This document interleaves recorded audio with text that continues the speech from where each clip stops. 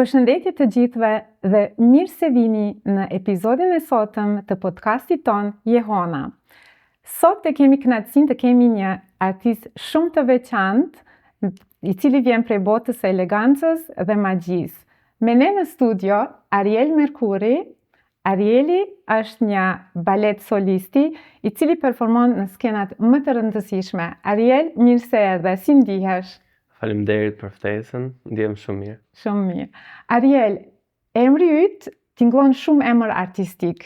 Është emri yt i vërtet? Po, Ariel. Se unë kam pas nderin ty të takoj, në fakt, performancën tënde ta shikoj dhe ta shijoj, më duket se ishte në vitin 2019 në München Bayerische Staatsoper. Dhe kur se haroj, ne ishim në një tavolinë me Uschi Glas, e një sigurisht një artiste gjermane, dhe fletushka në dorë e shikova Ariel Merkuri. Biografia nga Shqipëria dhe mendova me një moment, wow, shqiptar, dhe fillova të dyshoj, thash, emri Ariel Merkuri tingëllon shumë emër artistik. Kush të quajti kështu? Është një histori shumë e veçantë, sepse emri Ariel ma ka vendosur daja dhe ai në atë periudhë kohe ka pas jetuar në Mëni. Sa interesant. Dhe kur kam lindur unë, ai kishte dëgjuar këtë emër Ariel në Mëni dhe i kishte pëlqyer shumë dhe më vendosën emrin Ariel. Kështu që besoj se është fati, nuk e di, do ketë një lidhje. Shumë, është emër fantastik, me të vërtetë emër artistik. Ariel, nëse do të shkonim sot në dhomën tënde të zhveshjes, cili objekt aty tregon më së shumti se kush je ti si artist? My God. E para punës është rëmuj. Unë faktikisht, personalisht nuk më pëlqen që të vendos gjëra personale tek dhoma zhveshje, sepse është dhomë zhveshje për shumë balerinë, do më thëmë për balerinët e parë dhe solistët, dhe ka persona tjerë dhe mua nuk më pëlqen që të vendos gjëra personale tek dhoma zhveshjes, për arsye se i mbaj shumë afër meje. As ndonjë kështu talisman, diçka që të bjerë fat, diçka para performancës, e ke këta se shumë artista e kanë këta? Jo. Nuk e ke? Jo. Si do ta vjen në gjumë balerinin brenda teje, do thotë kur ti ke një ditë offline, jashtë skenës së baletit? Kjo është shumë e vështirë, sidomos për artistët që gjatë gjithë kohës, gjatë gjithë ditës merren, domethënë me të njëjtin profesion dhe është vështirë që ta vendosim në gjumë, domethënë. Por e vetmja mënyrë që unë arri ta bëj këtë gjë është kur unë jam me pushime, që dal jashtë vendit për të vizituar vende të tjera, mundohem 95%, por gjithmonë e kam në mendim baletin, rolet, ushtrimet dhe shumë gjëra që janë pjesë baletit. Po kuptoj. E cili imazh të vjen në mendje kur dëgjon fjalën balet, edhe është magjia e skenës apo mundi i stërvitjes që ju e keni balerinë? Atëherë, normale që magjia e skenës është diçka mbreslënse dhe vetëm kur e eksperimenton këtë ndjenjë, atëherë arrin ta kuptosh 100%, por për mua personalisht, e adhuroj skenën, e adhuroj magjinë e skenës, por dhe emocionet që më jep skena, por për mua personalisht është puna gjatë ditës. Domethënë janë provat, është klasa baletit që është shumë e rëndësishme dhe më jep një ndjesi shumë të veçantë. Sa herë në ditë ose në javë keni stërvitjet, keni rregullisht? Atëherë ne kemi 6 herë në javë. 6 herë në javë? Më rreth 6 deri në 8 orë në ditë. 8 orë? 6 deri në 8, varet nga provat. Ka ditë që edhe mund të punojmë 2-3 orë, varet se si është programi. Por normalisht është 6 deri në 8 orë. Vetëm domethënë tek baleti. Tek baleti. Pastaj domethënë është palestra që është diçka që personalisht më pëlqen, është gyrotonic, pilates, që gjithmonë janë ndimes për balerinët. Po për kondicion. Për kondicion dhe edhe për përmirësuar teknikën, por edhe për të mbajtur në formë trupin. Kush është Ariel Merkuri? Më tregoj më tepër për vetveten. Ariel Merkuri është, po flas në vetë të tretë. Është një djalë shumë i thjeshtë, shumë i respektueshëm dhe një djalë me ëndra të mëdha, që kur unë kam qenë në Shqipëri kam pasur gjithmonë një person që ndëroj shumë dhe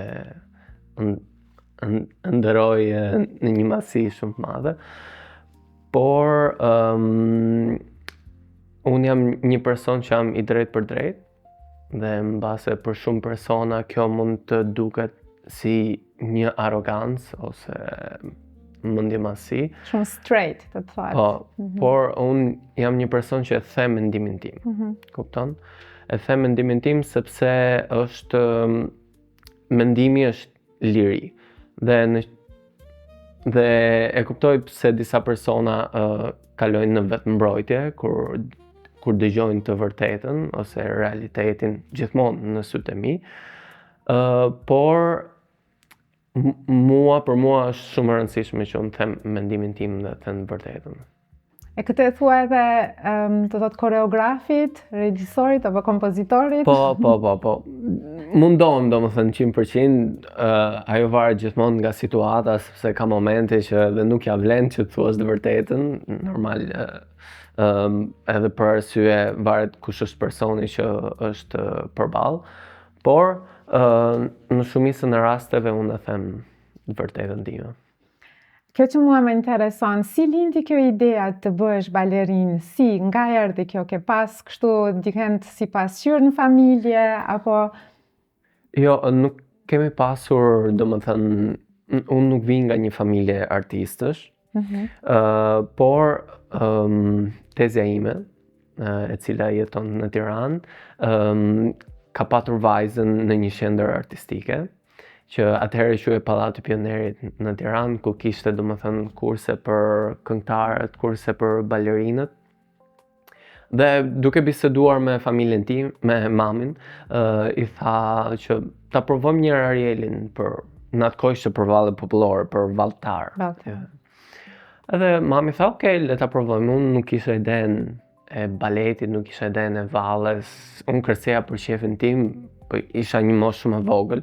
Cilën moshë ishe? Unë isha 5 vjeç. 5 vjeç, po. Siç bëjnë fëmijët, kërcejnë, janë të lëvizshëm, kupton? Por nuk e kisha idenë, domethënë që kishe një kurs, sepse edhe mosha isha shumë e vogël.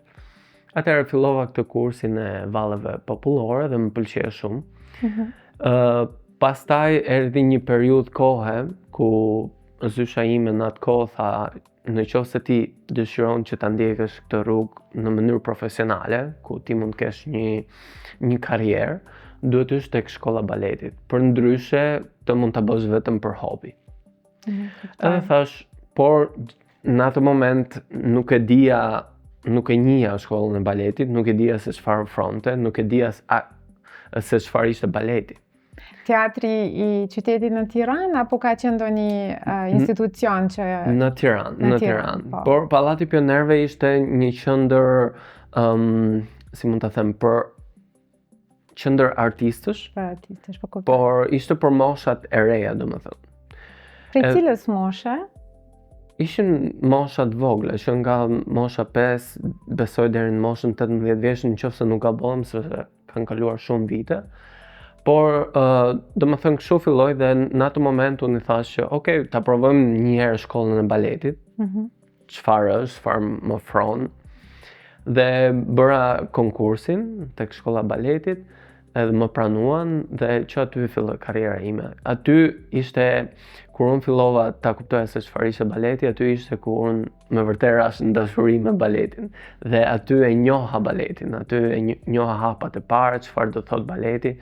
Dhe çdo gjë ishte shumë strikte, me shumë disiplinë shumë madhe, sepse ka baleti klasik. E ka, e vërtet. Edhe mua kjo gjë më pëlqente shumë. Nuk e di pse, po më pëlqente shumë. Po, sigurisht ke talent, Tezja e pas ka vrejt këtë talent.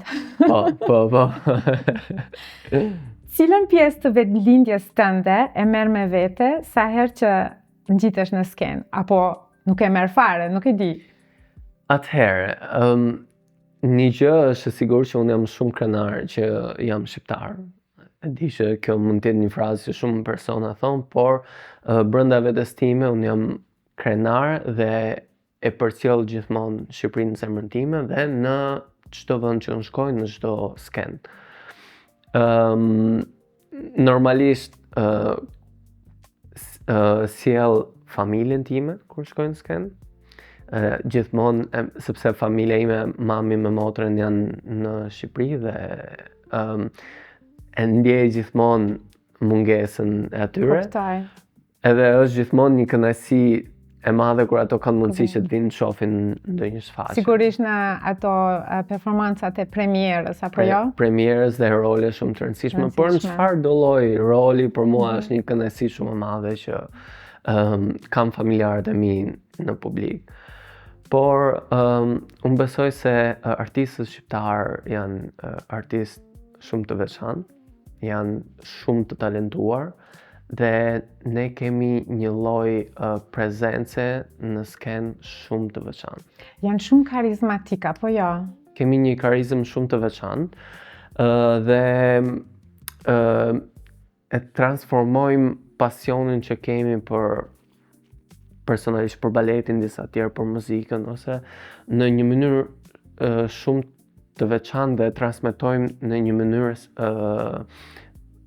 tek publiku që është me të vërtet mbreslënse. Nga kush ke mësuar më shumë? Nga mësuesi apo nga gabimet e tua? Është gjithmonë mirë të kesh një mësues të mirë. Është gjithmonë shumë e rëndësishme të kesh një mësues të mirë sepse të tregon havat e jetës dhe në mënyrë më të mirë.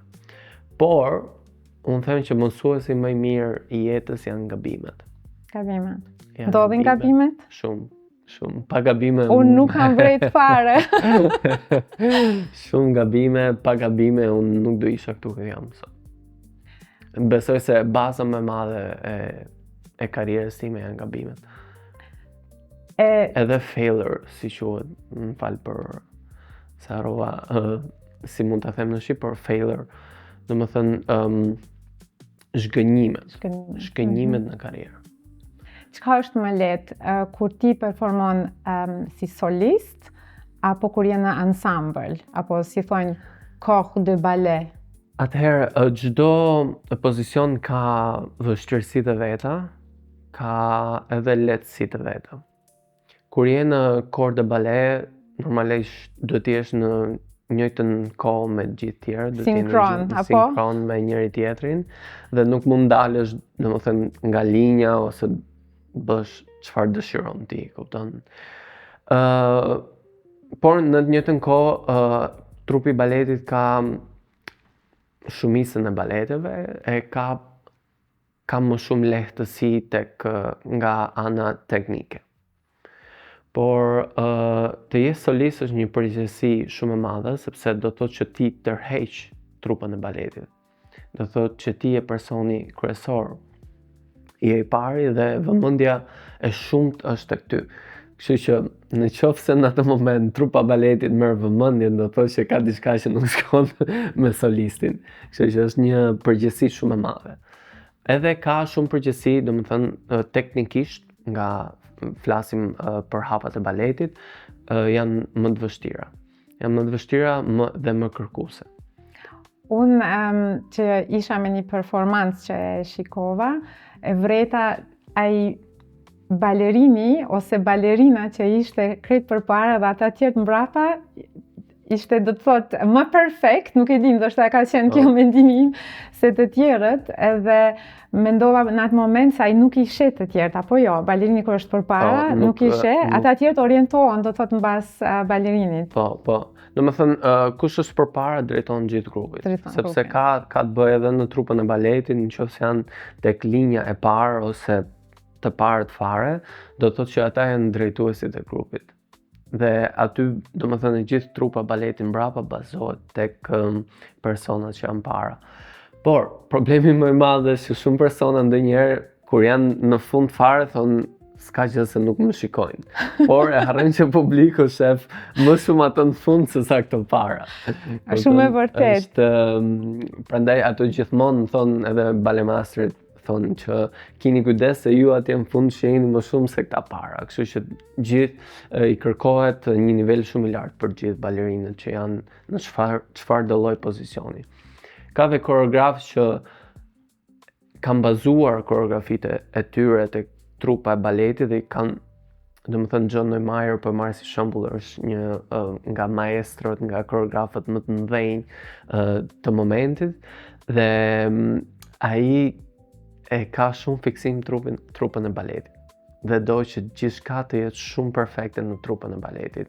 Dhe ka balete që ka vendosur emër të çdo lloj personazhi që është në trupën e baletit, që zakonisht kjo është shumë e vështirë, por për atë është shumë e rëndësishme trupa baleti që i ka vendosur edhe emra. Si për shembull, si mund ta kuptojmë këtë? Çfarë emra ka vendosur? Për shembull, le të bazohemi tek Romeo and Juliet, një nga koreografi që ka krijuar, një nga koreografitë më të bukura që ka krijuar John Neumeier, edhe ai ka vendosur edhe personave, domethënë që janë në trup baleti që po qëndrojnë pa kërcyer fare, i ka vendosur një emër që të identifikohet. Normalisht këto emra nuk dalin tek tek libreto ose por për balemastrët to janë domethënë shumë të rëndësishme. Si përballesh me presionin të qenit perfekt, sidomos si solist ku gjithë syt janë kriterë? Unë jam shumë perfekcionist si person dhe dua që çdo gjë të jetë perfekte, por edhe në jetën private është kështu. Është gjë shumë e mirë sepse të çon përpara dhe kërkon sa më shumë nga vetja, rezultate më të mira, por mund të jetë edhe një gjë shumë negative, sepse mund të rëndoj shumë në emocione. Dhe unë kam patur faktikisht që në 2-3 vite shumë të vështira për mua para disa vitesh, para se të bëhesha solist, që arrita në një moment të kisha frikë të shkoja në skenë. Kupton, ishte një moment, nuk di ta quaj nëse ishte moment depresioni ose ankthi që unë të shkoja në skenë. Dhe kjo, unë arrita deri në atë pikë që nuk doja të shkoja në skenë. Ishte pas koronës? Ishte para koronës. Para koronës. Ishte një periudhë 2-3 vjeçare më duket, por korona më dha mundësinë që unë të punoja shumë me veten time. Më dha mundësinë që, perfeksionizmi është shumë e rëndësishme ta kesh në jetë, por kur te kalohet bëhet shumë e rrezikshme për shëndetin mendor dhe emocional. Prandaj korona më dha kohë që unë punoja me veten time. Dhe ishte një moment që e kuptoj për shumë persona ishte shumë i vështirë, por për mua ishte një nga momentet më të mira në jetën time. Ke qëllu në Munich në atë kohë? Në Munich, po, në atë kohë. Po, kam qëllu edhe në një performancë gjatë kohës së koronës, do të ju keni performu shumë normal. Po, kishte periudhë, ne kemi performu normalisht, po. A ka momente kur lëvizjet e tua të duken të huaja, sikur nuk të përkasin ty, të thot gjatë performancës? Çka ndodh në ato momente? Ku e gjen fillin e shpresës për të rikthyer në skenë? Ka ndodhur diçka e tillë? Janë shumë ose improvizoni apo jo? Fillimisht çdo hap që para se të mësoj një rol, duken që nuk janë tona, sepse janë shumë vështira, derisa trupi të mësohet, derisa mendja, derisa të gjen veten. Por kur ne shkojmë në skenë, sepse kemi shumë ditë prova, domethënë kemi një periudhë, varet sepse për premierat ne bëjmë rreth 2 deri në 3 muaj prova për një premierë. Gjatë kësaj kohës kemi shumë prova edhe për performancat që janë në program. Kështu që do trupi, mendja do i mësoj gjitha, kështu që ne jemi 95% gati për të shkuar në skenë gjatë 2-3 muajve. Kështu që është pak e vështirë që si ta them, që të humbasësh vëmendjen ose të jenë hapa që duhet i krijosh në moment, kupton? Por ka ndonjëherë që mund të kesh blackout nga emocionet e shumta kur je në skenë, edhe varet nga baleti, varet për sa kohë, sepse ka momente balete që duhet bësh jump in, i thonë që dikush mund të vritet dhe ty duhet të hysh 2-3 orë, duhet të jesh në skenë dhe ti mund ta dish koreografin, po nuk e din 100%. Kështu që ka këto janë momente specifike ku ti nuk e ndjen që pasat janë hapet janë të tuat. Kështu që duhet të improvizosh në moment. Ose kur është blackout që për 1 sekond mund të harrosh, që ka ndodhur në skenë, dhe në atë moment duhet të improvizosh. Është shumë e vështirë kur je me partnere. Se kur je vetëm është thjesht, mund të improvizosh në moment dhe personat e vetëm që e kuptojnë janë balemasre që e din koreografin 100%, sepse për publikun, domethënë, edhe improvizimin nëse arrin ta bësh mirë nuk është shumë e kuptueshme. Po kur je me partner është e vështirë, ose kur je në grup, sepse dallohesh direkt që ka diçka që nuk shkon. Kjo ndodhi tani në një performancë këtu në Salzburg, po mua më pëlqeu shumë kur intendanti tha që balerina është sëmur, kështu që e përfaqëson një tjetër, dhe unë mendoj se ishte shumë korekte, do thotë edhe ndaj mendoj profesionit juaj që dikush tjetër nuk e ka ushtruar ndoshta ato ushtrimet rregullisht sikur solistja që e bën. Po, normalisht kasti i parë, kasti i dytë edhe kasti i tretë duhet të jenë gjithmonë gati, sepse ne kur punojmë për çdo lloj shfaqje, çdo rol ka kaste të ndryshme, që janë minimumi 2 kaste janë gati. Kështu që edhe kur dikush është smur ose mund të jetë dëmtuar, personi tjetër për worst case apo jo. Po. Personi tjetër duhet të jetë gati në çdo lloj moment. Por është normale sepse kur dikush e provon për ditë, normal është më i përgatitur se dikush që mund të rri aty mbrapa, i mëson hapat, por nuk arrin t'i ekzekutoj. Kupton? Sepse është dikush tjetër përpara. Dhe në atë moment bëhet e vështirë për personin që është kasti i dytë për të kërcyer. Por ne duhet jemi gjithmonë gati në çfarëdo lloj momenti. Ke ndonjë ritual para se me dalë në performancë, ku ta di unë ndonjë lloj meditimi apo ndonjë teknikë të frymarrjes, ke ndonjë ritual të tillë? Unë mundohem që t'jem sa më i qetë ditën e performancës, që është e vështirë, por mundohem që qetësohem para performancës, të paktën një power nap 20 minuta gjumë, thjesht për të relaksuar edhe për t'i dhënë energji trupit. I lutem gjithmonë Zotit. Je shumë besimtar, e shoh edhe nga kryqi. Jam bërë besimtar kohë të fundit. Pse? Por arsye sepse jeta më ka sjellë në këtë pikë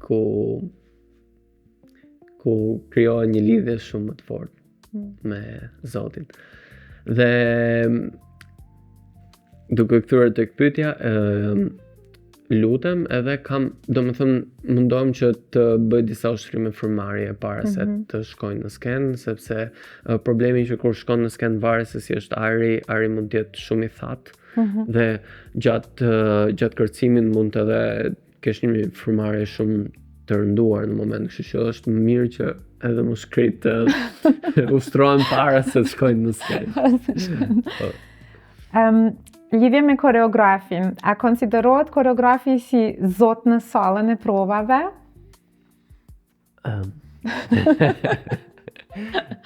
Zot për mua është dikush tjetër. Por është një person i rëndësishëm, patjetër, sepse fjala dhe njohuritë e shumta të koreografit janë shumë të rëndësishme për ne. Tani, varet se cili koreograf është në studio. Kupton, sepse ka koreograf, ne punojmë me koreograf shumë të famshëm që kanë një famë botërore, ndërkombëtare, dhe shumica e baleteve janë me koreograf, domethënë që kanë një emër shumë të madh dhe kanë një karrierë shumë gjatë.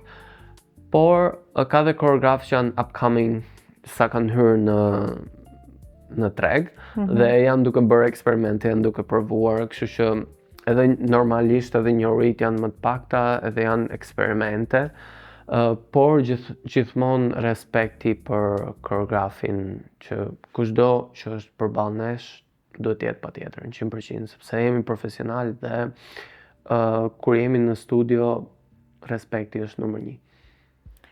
Nga corps de ballet te titulli solist, të rritja jote ka qenë pothuajse me shpejtësi mbreslënëse, apo jo? Të thotë, mund të na tregosh pak a shumë se si erdhe nga Tirana, të thotë si shkoi kjo karriera jote kaq shpejt prej Tiranës në vazhdim?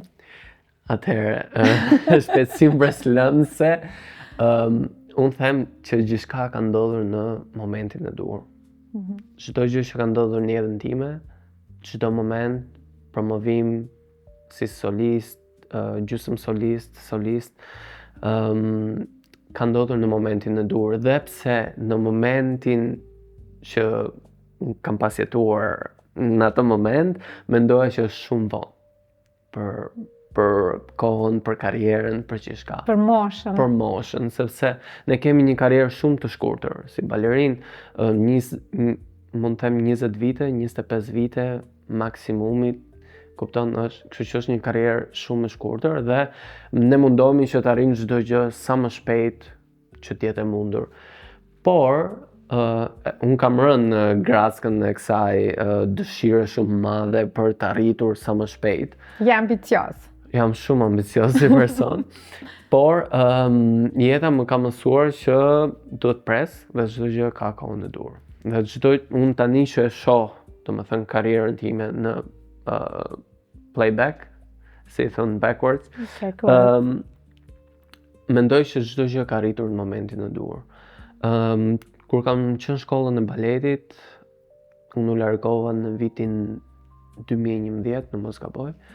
Ëndrrimi ka qenë gjithmonë që unë shkoja në La Scala dhe të kërceja në La Scala dhe në atë kohë unë bisedova me profesorin tim dhe i thash që kam dëshirë shkoj tek në La Scala dhe ai tha, ok, patjetër, do mundohem që të gjejmë një mundësi për të bërë audicionin dhe nëpërmjet një mikut tim arrita dhe të siguronim këtë audicion në Akademinë Teatro La Scala.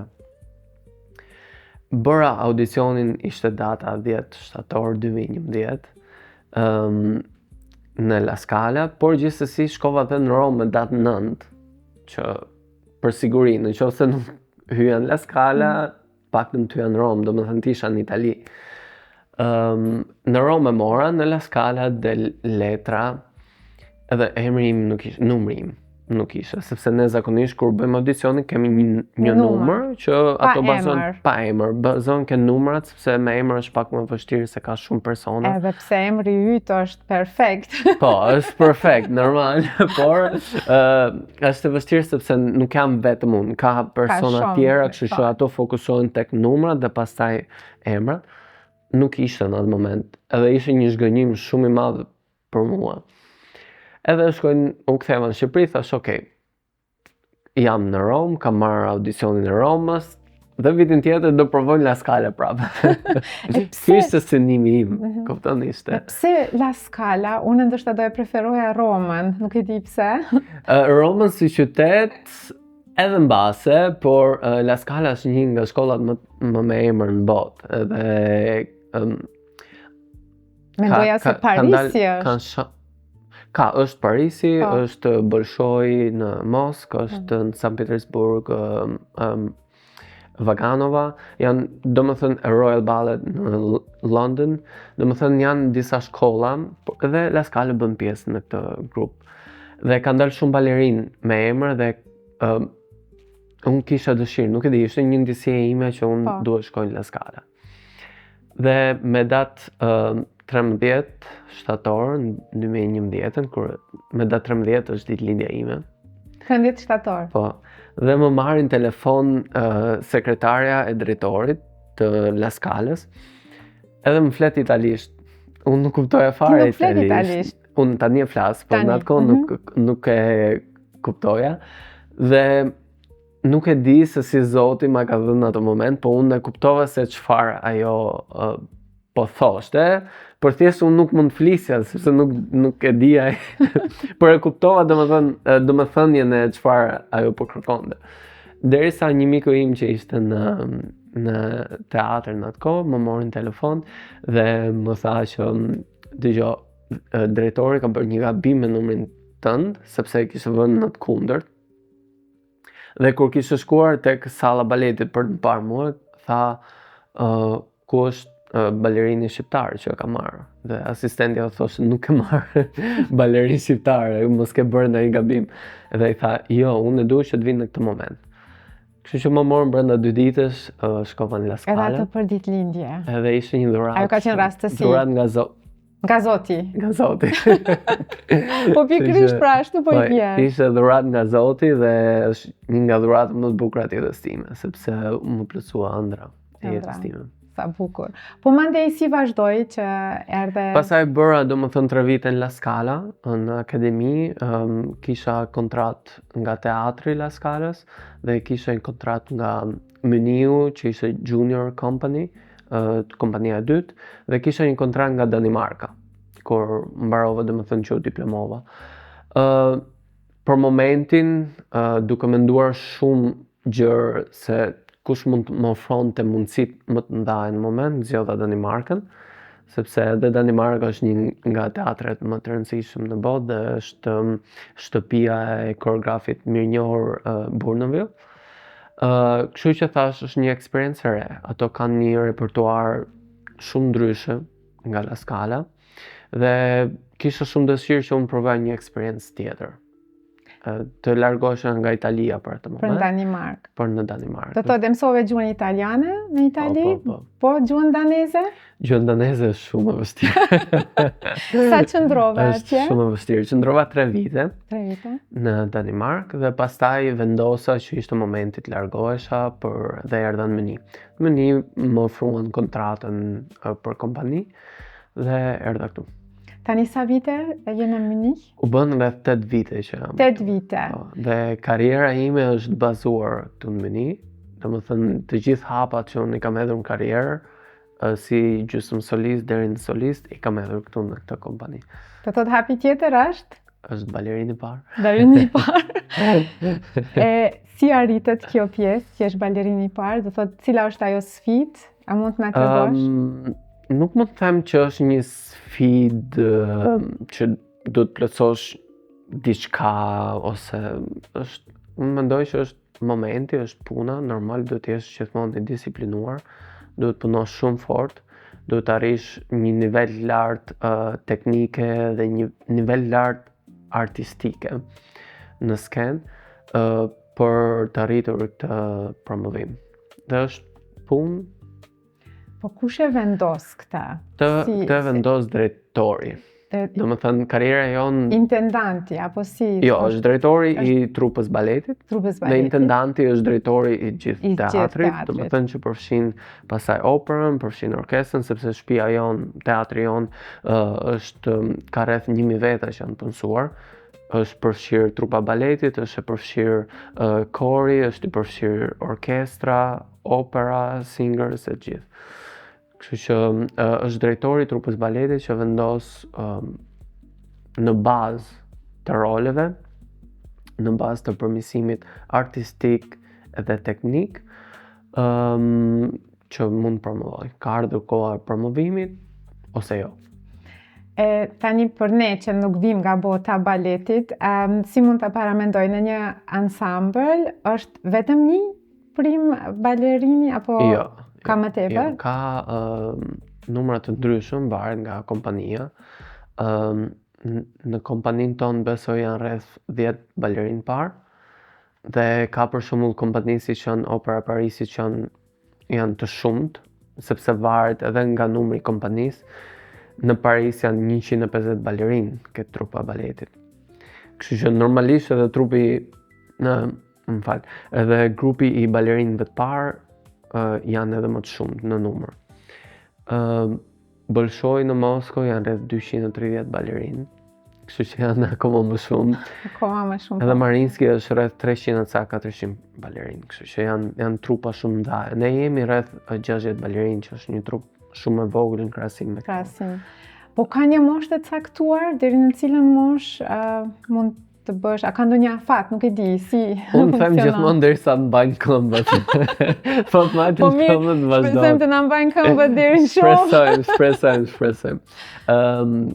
Normalisht 35 vjeç deri në 40 vjeç fillon është mosha kur shumica balerinëve fillojnë të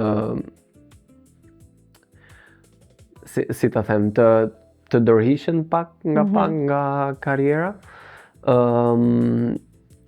Për arsye të ndryshme.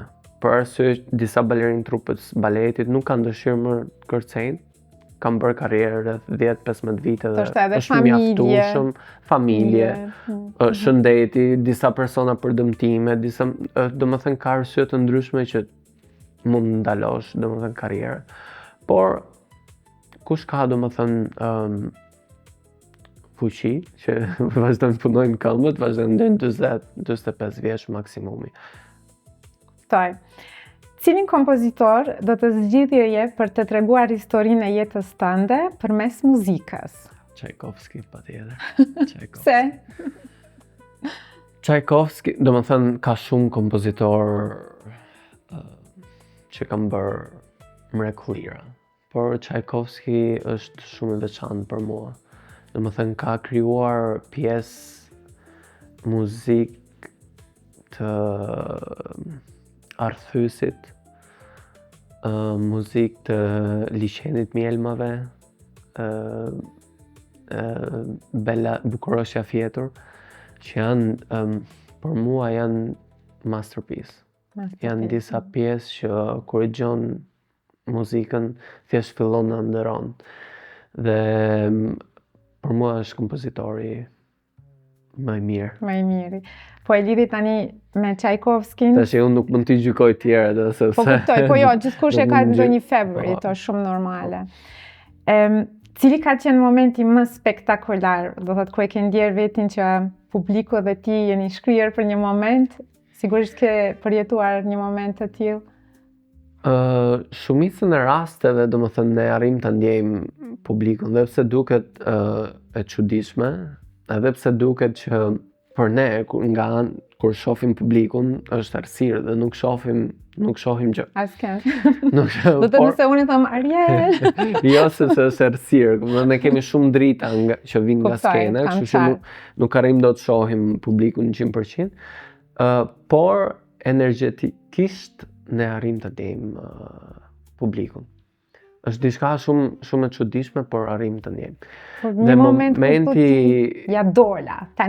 Momenti im që ka qenë kur unë kam pasur një ndjesi mbase isha unë. Mbase ishte ndjesia ime, kupton? Por ishte kur unë kërceva Lenski në baletin Onegin dhe ishte premiera ime e rolit. Është një nga rolet që unë kam ndëruar, kam shumë kohë gjatë që ndëroja këtë rolin për ta kërcyer. Dhe u rikthyem pas shumë vitesh në teatr dhe për momentin unë nuk isha pjesë e castit, sepse assistant choreographer më shifte më shumë si Onegin, si rolin kryesor të baletit, që unë e adhuroj shumë edhe këtë rol. Por kisha shumë dëshirë të kërceja edhe këtë rol. Gjithsesi nuk isha në cast dhe thash, nuk kam që t'i bëj, se shkruajtur kështu dhe mbase në të ardhmen do rri të kërcej. Dhe 10 ditë para shfaqjes, drejtori më merr në telefon dhe më thot, duhet kërcesh patjetër Lenskin për 10 ditë. Dhe unë tash isha duke dridhur në atë moment, sepse s'paria ta kuptoja, sepse është një rol shumë i vështirë, kupton? Çka e bën atë rol më vështirë se rolet tjera? Është një rol shumë i vështirë artistikisht dhe teknikisht. Është një nga rolet më të vështira dhe është një nivel shumë i lartë që kërcen nga balerinët e parë dhe solistët e parë, kështu që kërkon ka shumë kërkesë si rol. Me pirueta? Me shumë pirueta, me shumë hedhje, duhet tregosh historinë sepse historia e Onjegit është një histori shumë e bukur. Duhet arrish të tregosh historinë që të prekësh publikun nëpërmjet këtij roli. Dhe unë po dridhesha në atë moment sepse ishte e para vështirësia e rolit, që për 10 ditë do thë, o zot si do arrish që të shfaq më të mirë time në skenë. Dita i ka 24 orë, ke ushtruar prej mëngjesit deri në vonë. E dyta ishte që një nga ëndrat e mia më të mëdhaja, po kthehej në realitet. Kështu që është një variacion në aktin e dytë, që është një nga variacionet më të bukura të repertuarit, edhe është shumë i vështirë teknikisht se ka shumë pirueta, por në të njëjtën kohë është edhe errësirë. Sepse momenti që unë kërcej është momenti kur unë kam një duel në ato kohë bëshin duele me meshkujt, kupton, për kush do vrasi kë, kupton, dhe ishte një duel që ishte u kërkua nga Lenski për shkak se e dashura e tij flirtonte me Onjegin, dhe për treguar burrërinë, domethënë që unë do vendos vlerat e mia, ne duhet bëjmë duel tani.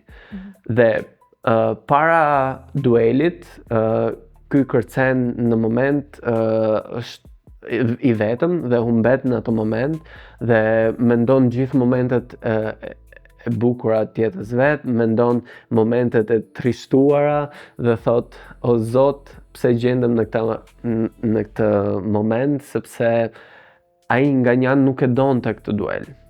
Por thjesht sepse ai duhet vendoste vlerat e veta në vend, duhet ta bënte këtë duel. Dhe ai brenda tij e dinte që ai nuk mund t'ia dilte dot mban me Onjegin sepse ishte më i vjetër në moshë dhe kishte më shumë eksperiencë në duele.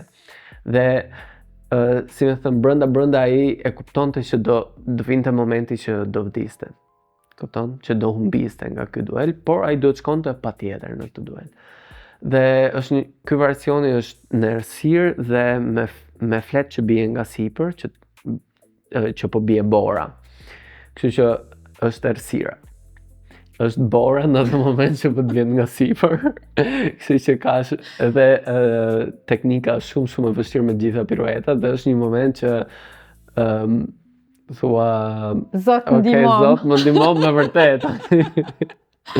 Dhe ai ishte momenti kur unë kam mbaruar variacionin, shkoi shumë mirë dhe unë është momenti që mbasi mbaroj variacionin, unë jam shtrirë në tokë sepse nuk kam më energji, por jam si më thënë, i boshatisur brenda meje. Nuk kam më emocion, nuk kam më energji sepse është një moment shumë i vështirë. Edhe aty ka qenë momenti kur unë isha shtrirë dhe po merra frymë se isha shumë i lodhur në jetën kohë. Dhe ishte një moment që unë arrita një lidhje shumë veçantë me publikun. Je shkri edhe me rolin kompletisht. Jam shkri me rolin, por është edhe një qetësi në atë moment që nuk e di, unë ndjeva këtë qetësi nga publiku, ishte një moment shumë i veçantë për mua. Dhe ky ishte momenti që unë ndjeva publikun më së shumti në karrierën time. Sa bukur e përshkruve, kështu që mu më dolën gjithmonë vizualisht krejt kështu, po thuaj se isha pjesë e publikut. Po më ndonë se kam edhe pak emocion, Jo, shumë bukur, vreja që e ke pasion, të thënë profesionin e ke komplet pasion. Jashtë temave klasike të dashurisë dhe tradhtisë, cilën sfidë të shekullit të 21 do të doje të shihje të trajtuar në një skenë baleti? Është shumë e vështirë. Sepse gjatë këtij shekulli nuk kemi shumë gjëra të bukura që po ndodhin, kështu që nuk kam dëshirë që të bëj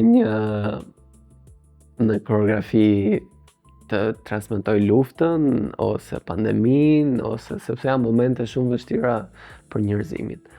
Kështu që janë tema që mbase disa koreograf gjejnë diçka interesante në këto tema që mund të arrijnë ta bëjnë një koreografi shumë të shkëlqyer që transmetojnë energjinë dhe ndjesitë e kësaj gjëje që po ndodh. Por unë e shoh shumë vështirë sepse janë momente dramatike, janë momente shumë vështira sidomos për personat që po i kalojnë në këto momente. Ose ne që kemi kaluar periudhën e pandemisë, kanë ndodhur shumë gjëra të vështira për shumë persona, kanë humbur njerëzit e tyre dashur, kanë kaluar me sëmundje që ne i dimë që ndodhin në atë kohë, kështu që janë momente si ta them që peshojnë për njerëzit e shumë vështirë t'i kthesh të gjëra në koreografi. Por qëndron më mirë ke dashuria dhe ke tradhtia se janë më intriguese. Më emocionuese.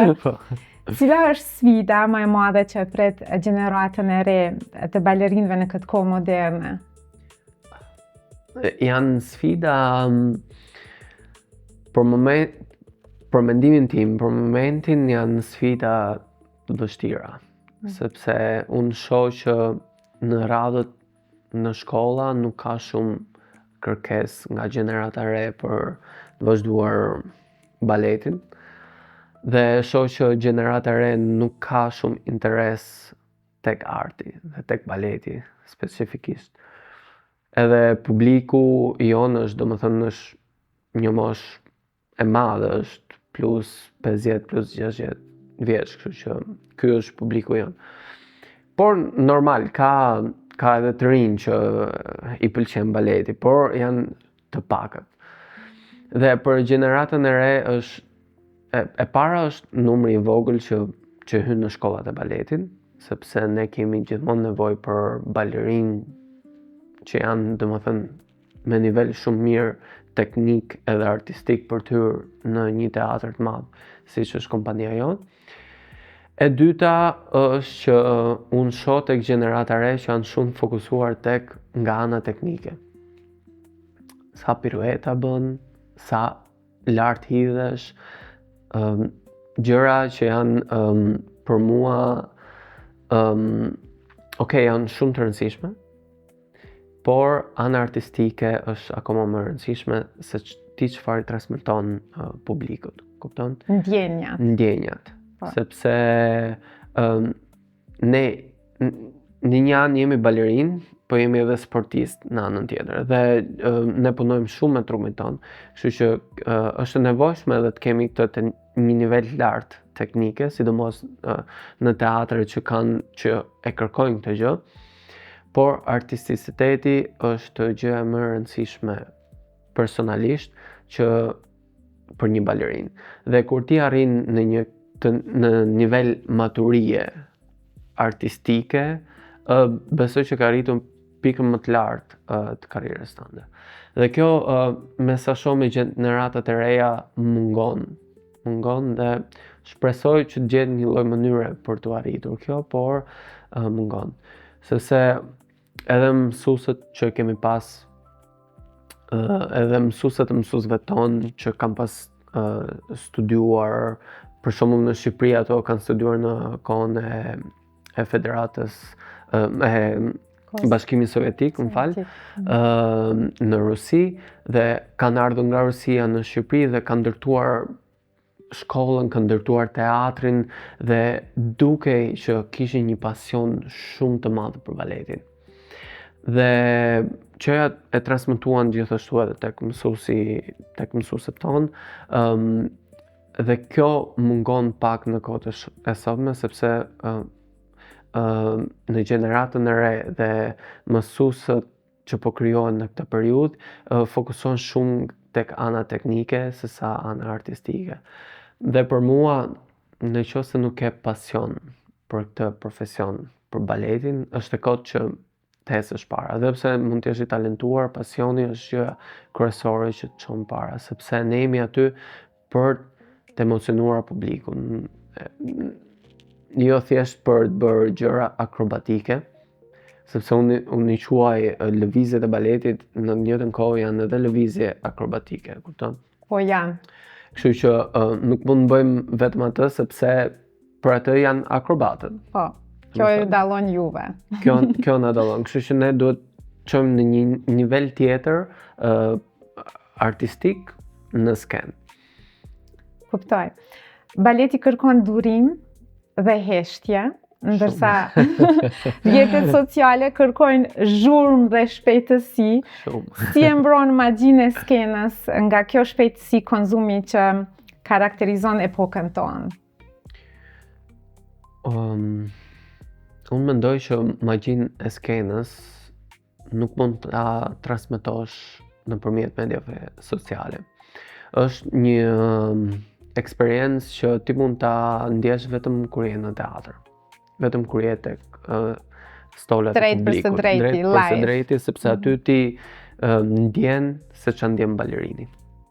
Shumë e vërtet. Por nga ana tjetër, mediat sociale janë shumë të rëndësishme në kohën tonë edhe për të bërë publicitet për karrierën tonë. Janë shumë të rëndësishme. Dhe pse ndonjëherë çfarë shef në Instagram nuk është e vërteta kur i shef në live, sepse ka shumë persona balerinë që kur i shef në Instagram thu wow. Dhe kur i shef në jetë reale thu okay, ka një ndryshim shumë të madh, kupton? Pa filter. Janë, domethënë është, por kjo është bota që ne jetojmë në këtë moment. Kupton, në Instagramin, social media është shumë e rëndësishme për promovimin, është shumë e rëndësishme për të krijuar kontakte, është shumë e rëndësishme nëse ti do që të arrihesh që të njihesh ndërkombëtarisht, akoma më shumë, janë shumë të rëndësishme. Por magjia e skenës është një magji që mund ta ndjesh vetëm kur je në teatr. Direkt, nuk e transmeton dot live. Edhe kur e shef, domethënë se ne kemi ndonjëherë performanca që filmohen, bëhen live stream. Edhe kur e sheh në televizor, okay, shumë bukur, është një performancë fantastike, por është ndryshe. Dhe unë kur jam në publik ndonjëherë që shoh kolegët e mi, është një ndjesi shumë e veçantë. Po, shumë e vërtet. Këtë e vërtetoj, se përjetova disa herë. Çfarë është në radarin tënd për momentin, një projekt i ri, një kauzë apo thjesht një mendim që dëshiron ta ndash? Nuk kam projekte për momentin. Projekti im është thjesht të vazhdoj karrierën dhe të kërcej disa role që për mua janë shumë afër zemrës. Por për momentin është thjesht fokusimin karrierën time. Po, për publikun tonë, tani ata nëse kemi zgjuar kurreshtje, në cilat performanca e ke aktualisht në qytetin e Munichut për momentin, mund të na cekësh ku mund ta shohim direkt live Arielin? Normalisht unë jam pjesë e trupës baletit të Munichut, që është Bavarian State Ballet, është kompania shtetërore e Bavarisë. Gjermanisht Bayerische Staats. Bayerische Staatsballet. Dhe vetëm aty mund gjejnë mua që të shohin një performancë, domethënë të kompanisë, një performancë rreth 2-3 orë që është një balet komplet. Por ndonjëherë unë bëj edhe gala rreth qyteteve rreth botës, varet kur kam ftesa për të bërë, që më ftojnë, dhe vetëm në këtë rast, ose nëpërmjet Instagramit, siç e tham parë. Po ato isha duke pyetur ku mund të mësojmë shikuesit tanë, do të thotë më shumë rreth teje për punën tënde, ose sigurisht se publikon ti. Nëse njerëzit janë të interesuar, mund të shohin në Instagram, Ariel Mercuri Official. Aty unë ndonjëherë publikoj, domethënë, pjesë të klasës baletit, pjesë të shfaqjes, edhe pse jemi pak të limituar të publikojmë pjesë gjatë shfaqjes, sepse kështu janë rregullat e teatrit. Por mundom domethënë t'i tregoj pak jetën time si balerin, kupton? Por edhe jetën time personale disa. TikTok ke apo jo, vetëm Instagram? Jo, e kam TikTok, ku unë po nuk e përdor shumë. Jam fokusuar vetëm në Vetëm Instagram. Instagram, Facebook nuk ke. E kam Facebookun, por Po. është Instagrami domethënë është fokusi që unë u fokusova më shumë për edhe për t'i bërë publicitet karrierës time, sepse e shoh që është që njerëzit kërkojnë më shumë në Instagram për këtë pjesë artistike, po. Po ke pas ftesë në Shqipëri ose ndonjë projekt në vijim në Shqipëri? Unë kam kërcyer në vitin 2015, besoj. Ka vite. Që jam bërë shumë vite, por për momentin nuk kam një ftesë. Por qofim, nuk i dihet. Nuk i dihet. Nuk i dihet. Ariel, faleminderit shumë, ishte nder që ndam sot këtë bisedë bashkë me ty, shumë faleminderit, shumë frymëzuese që na morë në botën magjike, në botën e elegancës. Shumë faleminderit, ishte një kënaqësi shumë e madhe për mua. Faleminderit.